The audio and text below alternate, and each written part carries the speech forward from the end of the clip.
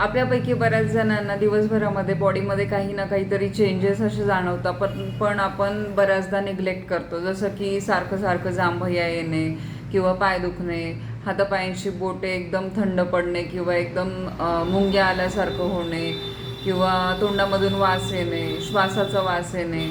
तर या गोष्टी बॉडीमध्ये काहीतरी गोष्टींची कमतरता आहे किंवा बिघाड झालेला आहे हे इंडिकेट करतात.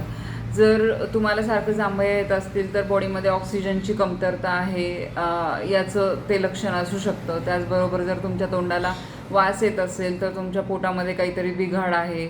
जर तुमच्या हातापायांची बोटं सुम पडत असतील, एकदम मुंग्या वगैरे येत असतील तर समजा की B12ची कमतरता आहे. त्याचबरोबर जर तुमच्या पोटामध्ये सारखा आवाज येत असेल तर समजा की काहीतरी गॅसेसचा वगैरे प्रॉब्लेम असू शकतो. पायांना हातांना जर सकाळी सूज येत असेल तर समजा की तुम्हाला काहीतरी किडनीचा आजार आहे आणि तीच सूज जर तुमची दिवसभर नाही आहे पण संध्याकाळी येते तर तुम्हाला हृदयाचा काहीतरी आजार असू शकतो. तुमचे जर केस सारखं गळत असतील तर समजा की तुमचं हिमोग्लोबिन कमी आहे. अशा खूप छोट्या छोट्या गोष्टी असतात ज्या आपण निग्लेक्ट करतो.